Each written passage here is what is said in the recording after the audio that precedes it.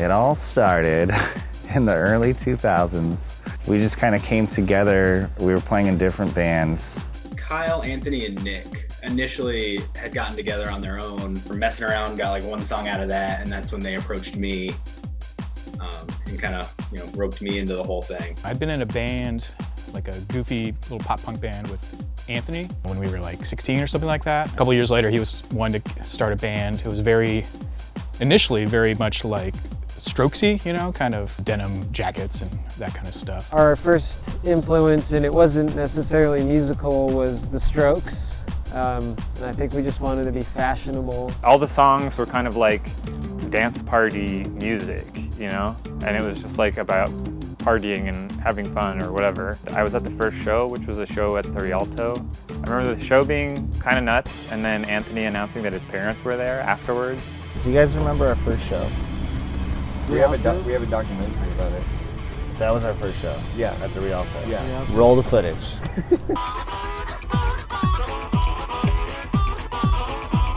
Next up is the Mean Reds documentary. That's right, the Mean Reds.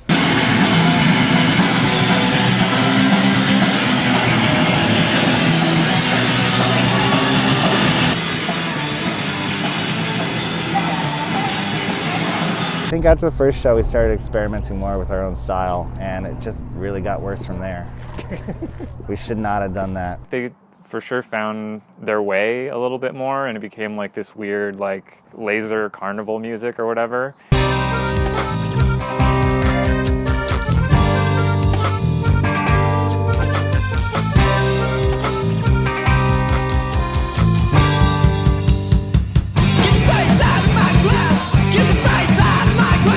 It's like Disney hardcore sass rock or something. The songwriting process was just kind of like throwing things into a song that didn't necessarily mix and just changing genres.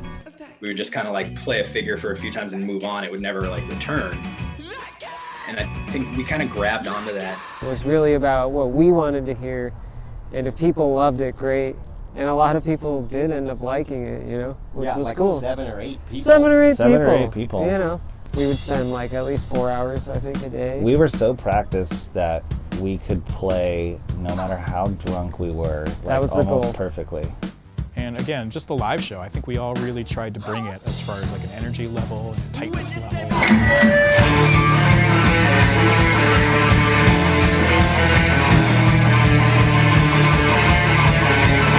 Our basic philosophy for a show was don't play longer than like 25 minutes.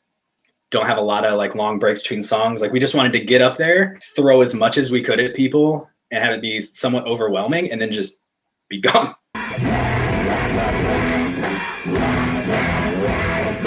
And it was a lot of fun. Those early shows just turned into like big dance parties a lot of the time for us, which was great to have that kind of energy in the crowd and have that kind of reception from the crowd. But fairly early on, we decided that we wanted to have some level of like thematic unity, at least in like how we were dressing. I don't know where we picked up the costume thing, but once we started doing it, it was It was fun. Yeah, it was fun. And eventually we just got weird with it. I think it was just more interesting and fun to wear a different outfit.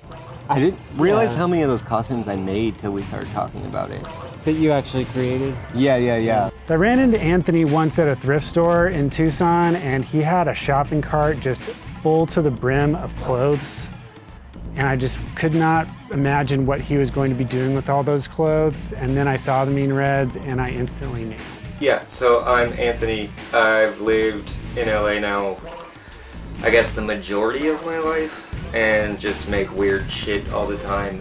Anthony was like an old woman who did crafts and then sold it as Mean Reds merch. They wore, I think, overalls with stuffed animals attached all over, like really creepy little stuffed animals. We basically ended every set from the very first show with like falling down and just like going as like hard as we could. Their performance was so electric and exciting and eccentric and unique.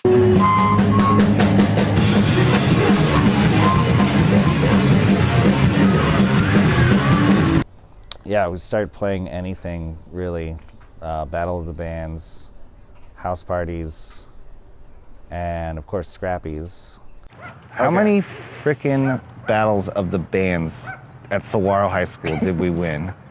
At least one. At least one. We did? Yeah. We played Scrappies a bunch. Scrappies was like home away from home. Yeah. I went there every night no matter what was going on. I mean, for me and my friends, it almost kind of became a parody of a sort of, oh, are you going to Scrappies? Oh, Mean Reds are probably playing. It was senior year, and my brother Hank recorded the Mean Reds. It was just like some random songs, and he released it as like a bootleg Mean Reds CD. He was cool. Like, he was always surprising us with stuff like that. Like, hey, I'm gonna come to the show tonight and record you.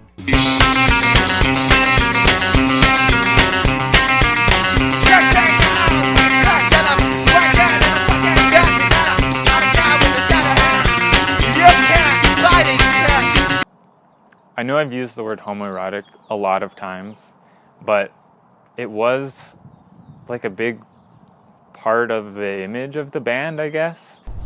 Well, we got made fun of so much in high school for being gay. And what did we do? We ended up just... Well, just like turning around and embracing it, you know what I mean? Like, there's nothing fucking shameful about that, and it's horrible that people do that. Kind of thought it was weird that they like imitated, being gay when they weren't. Yeah. We kind of complained about that. We definitely in did, high school. especially because there was like this whole thing where they were getting like cool points for being like gayer or whatever.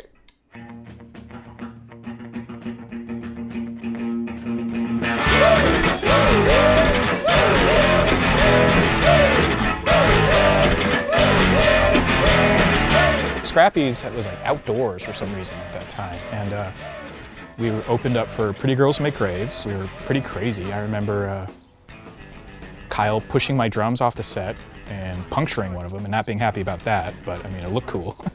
I think there was like a police helicopter at one point during the show. A guy who was touring with Pretty Girls Make Graves spoke to him after and was very enthusiastic and wanted to essentially put out records for us, and that ended up being Callie, who essentially signed us, managed us, was with us the whole time. He wrote his phone number on a pizza box. And gave it to me. Yeah, and I cried. Callie, a lot of people called him kind of the mayor of Los Angeles. He just seemed to know everybody, just like the coolest dude ever. And he's just like, you guys are awesome, come out and record a demo in California. 3 of us stuck it out for a semester in college, and then that January, that next, would have been the start of that next semester, we were out in LA. I actually didn't know we were moving here. Anthony told us we were coming out for a weekend or something. Sucker!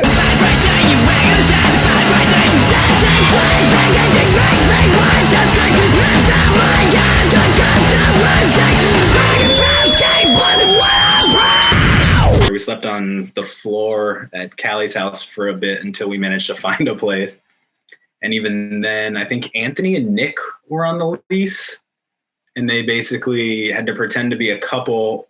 We were like sneaking in and out and like trying to go like one at a time, different places, because we were so worried about the landlord finding out that there was a band staying at this little 1-bedroom apartment. And it was this weird split level 1-bedroom place with like a walk-in closet upstairs that we kind of rotated through because the bedroom downstairs was basically 4 sleeping bags. Well, come on in. This is, we're in Silver Lake here, where we first moved in to a little 1-bedroom apartment. And we're visiting it. Maybe it's the one on the far right. It's this one. Are you sure? Yes, positive. Where we would sneak in and out because we tried to convince the landlord there were only 2 people living here and not actually 5. We shared a practice space with the Bronx at the time. And we would go there every day and play through the set like twice, just kind of nail everything down. And then we play a lot of shows in LA. They came to town and immediately it just seemed like everyone loved the fucking Mean Reds. Everyone. It was nuts. And they were amazing. We seemed pretty buzzy, I guess. We'd play pretty hip shows at pretty hip venues. It seemed like from the jump there was a lot of excitement about the Mean Reds. In LA especially, like the shows were always crazy and very well attended. Callie and I put together an art show / music show for the Silver Lake Music Conservatory. These little gremlins got on this makeshift stage in this hair salon and blew away everybody. Anthony Kiedis told me, he goes, I haven't seen this since I saw Iggy Pop on stage. I haven't seen this energy since I saw Iggy Pop. I personally remember just hanging out with My Chemical Romance a lot that summer. We played a festival with them where everyone got beyond what I was the sober guy, so I was the driver, but everyone else was just gone. I remember Anthony curled up on the ground, just laying in the dirt, and Gerard Way came up and just sort of like, who had never met us before, just coming up and just sort of, it's okay, buddy, you just gotta puke or something like that, and just giving him advice. It was that period where we first kind of met up with My Chemical Romance and those guys, and then Warped Tour happened not long after that.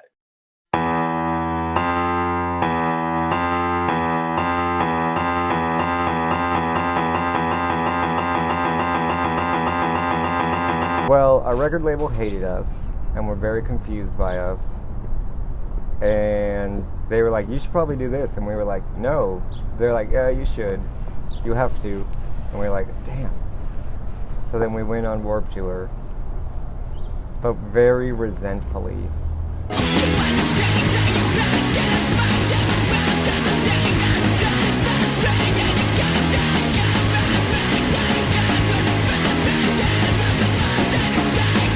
We were basically told that we were going to be on the Warped Tour for 2004. Basically, no one in the band wanted to do it. I was fine with it. I liked Warped Tour, and I just liked playing shows. We were supposed to be on it for the entire summer.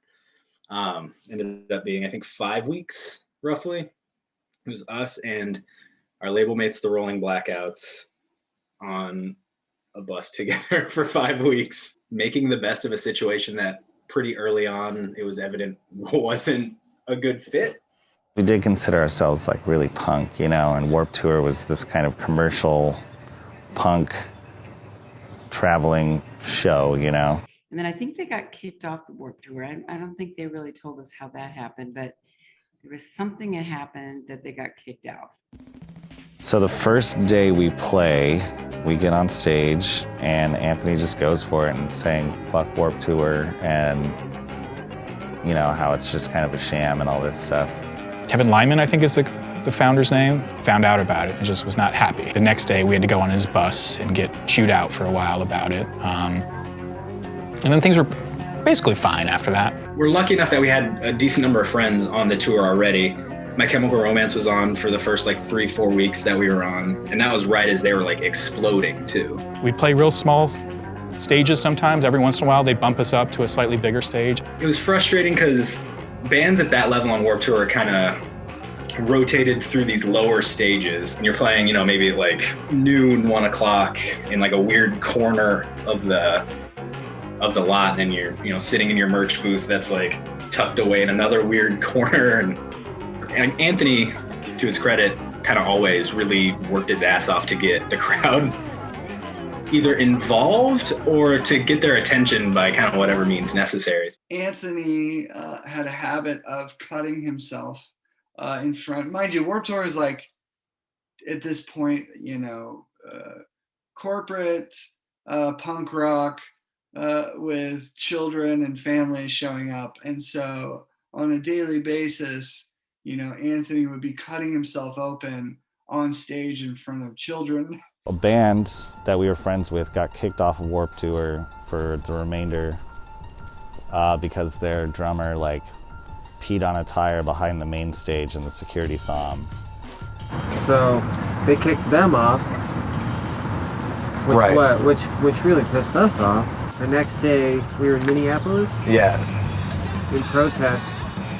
I think we almost got through the set. What do you think? We got all the way through the set, and I just pissed all over the stage. And it was not a big deal. There was 30 people watching. It wasn't a huge crowd then. Yeah, but for whatever reason, it got written up about in the Minneapolis newspaper.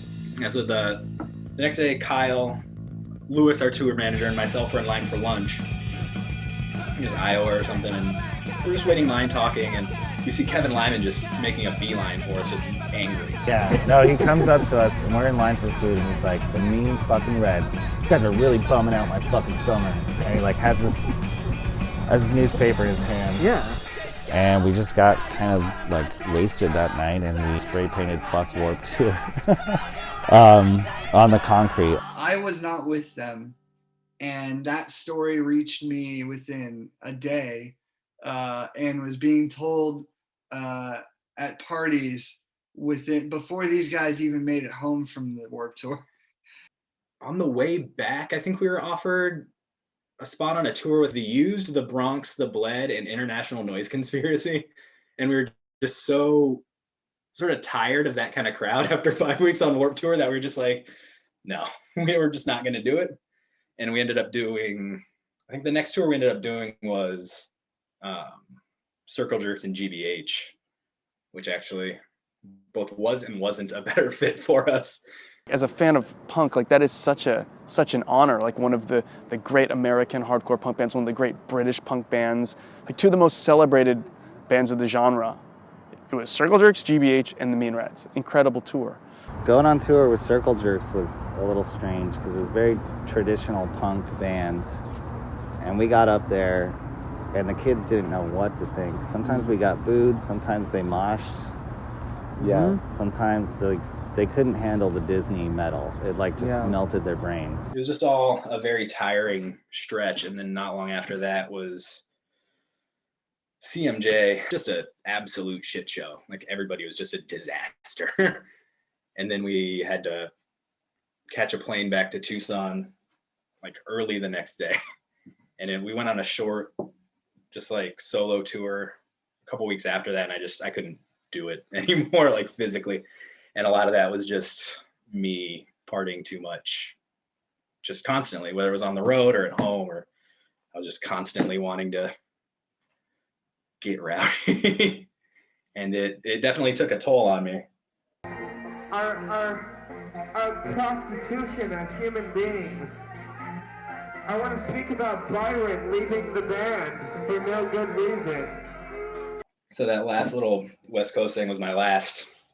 And then that's when Miles stepped in and took over that spot. But we're caught off guard by Byron leaving, but we were also just like, okay, let's see what's next. When Byron left, personally, I was like, what the hell are we gonna do?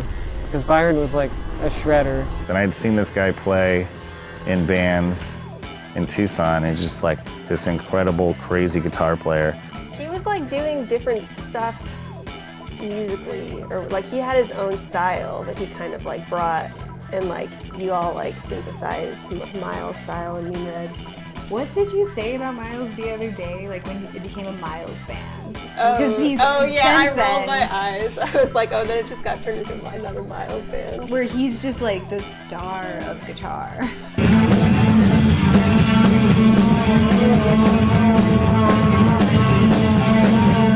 Nick gave me the call, which he like got my number from someone else probably, called me up very out of the blue. I'd never spoken to him on a phone. He called me on Halloween of whatever the year was before the band broke up, because I was in the band for exactly 1 year and our last show was on Halloween.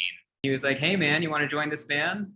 We need a replacement guitar player. And he had seen me play, and I guess he thought I was good enough to do it or whatever. So I was pretty surprised that he was asking me, because I was like, I don't know you at all. We got him, and that, I don't know, that was like another, it's kind of like the Mean Reds too, you know? It was fun. It was interesting being in what felt like a much more professional band than anything I'd done before. And not that the Mean Reds were like the most professional band on the planet ever by any means, but it was like they had a regimented rehearsal situation. Like I think we actually practiced, I feel like it was like 5 times a week. We'd run the set twice, play whatever new things we were trying to work on a couple times, and then call it a day, do it again the next day, and just did that really regularly. So it was really cool to be with a group that like was really into getting tight and knowing the stuff through and through, which also just me being new to the band was very helpful and all that. He brought some riffs and stuff to the band that were just like pretty mind-blowing, I think.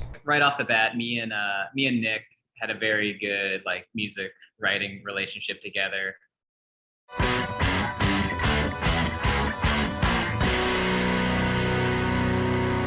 When we were recording out in LA, we had John Schmerzel from Brainiac and Enon, both bands that I liked at the time. He was our producer on it. Brainiac is such an incredible, amazing band.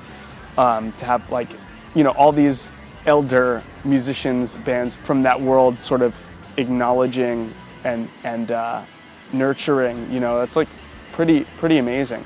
I heard so much about these guys and what the shows were like. They had their own gang mentality and, you know, just like fully formed idea of what their band was supposed to be about. And I found that really attractive. Everybody was embroiled in trying to work on these little things. And so different members of the band were in different corners working on these little things that we were gonna pitch together and see which ones work best. It's grueling because when you're working with a good producer, like that's what they do. They pull as many songs out of you. And it's people don't realize that to get those 10 songs, you're writing about 30 or 40, you know, and you know, there's 20 or 30 that go in the trash. We did the basic tracks at a studio for a couple days, and then we went, we basically took over Manny's studio for a time period. I had my own studio. I built it myself. It's all tape. It's really cool, but it didn't have Pro Tools. It was totally, Steve Albini showed me how to record. So my studio was all analog. I didn't even know anything about the Mean Reds, except I knew some of my friends were really excited about them. I'd heard that there's some crazy shows going off and they were really like an amazing live band. And I remember my biggest impression was the bass player was totally sick. I just remember going like, God, that guy, it rips. John Schmerzel was, trying to think of like he had a lot to do with it because once it was cut live and once the band was captured, he would then be able to massage the audio with working with them and putting the tracks together. So my job strictly was to just record them, capture them, and then hopefully have it sound really badass where then John Schmerzel could take it over and then do all the little things for producing. Spending time with the band while they were recording the full length and how much went into that. And knowing those songs after touring with them for such a long time, it was really special to see them come together. The first like thing of note we really did, I feel like, was the Blood Brothers tour. That was the longest tour I went on with them, with the Blood Brothers, Chinese Stars, and us.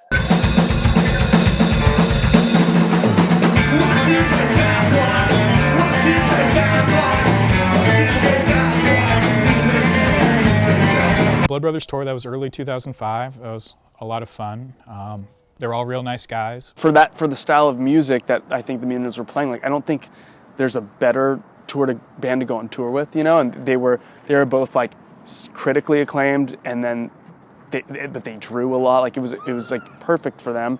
We definitely had some of the most fun sort of like after show kind of things. We ended up at this like after party in probably literally the filthiest house I've ever seen, and I've seen some pretty damn dirty houses, and of course that's the place where Anthony decided to get a stick and poke from one of the residents of this house.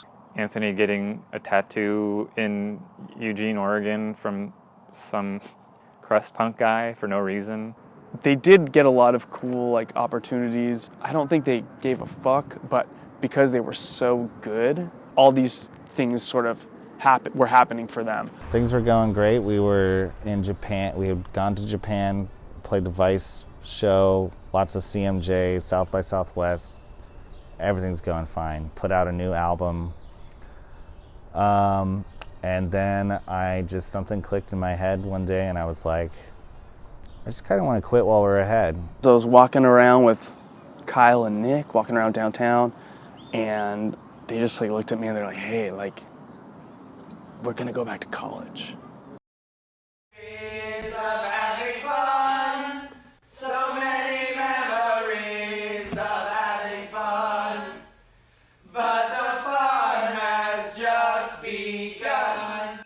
So my take pretty much on the ending of the Mean Reds was that Nick and Kyle wanted to go back to school, and were willing to do the band kind of part-time, which Anthony was not so interested in, and Wilson seemed kind of ambivalent about the whole thing, like it could go either way.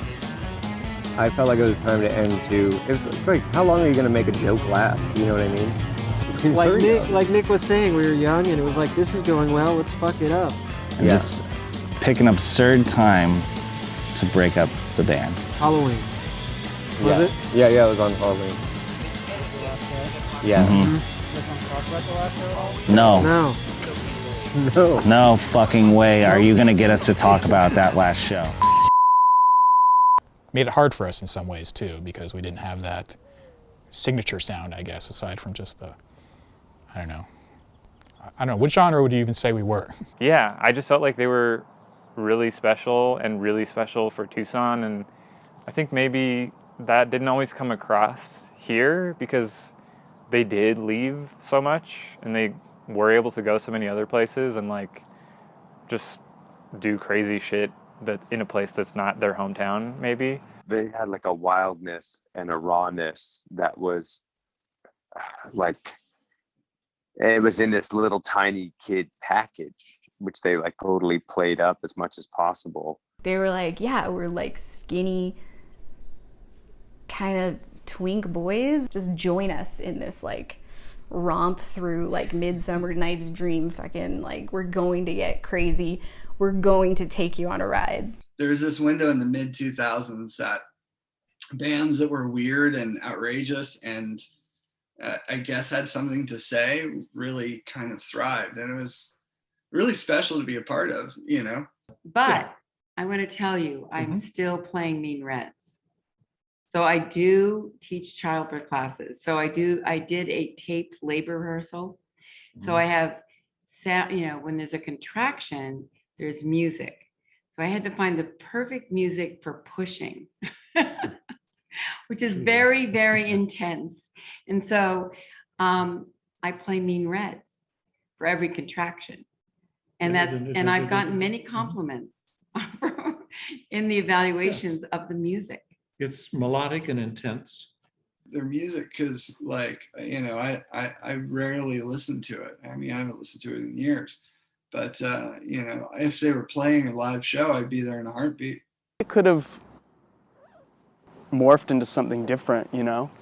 I think it could have. I think they were like really creative, interesting people. But not every band has to last forever. Like Neil says, you know, it's better to burn out than to fade away, and they definitely, they burned it to the fucking ground.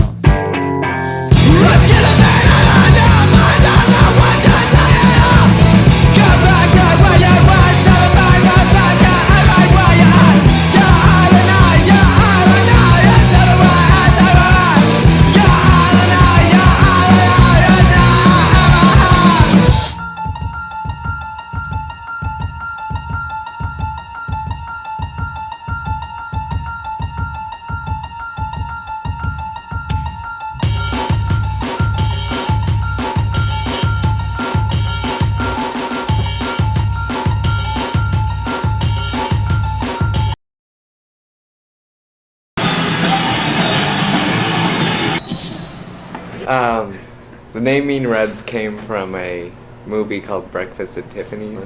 Yeah. You know those days when you get the blues? Or no, you know those days when you get the Mean Reds? And she was referring to it being like the opposite of the blues. Not the opposite, just like a worse than the blues. Worse than the blues. The Mean Reds.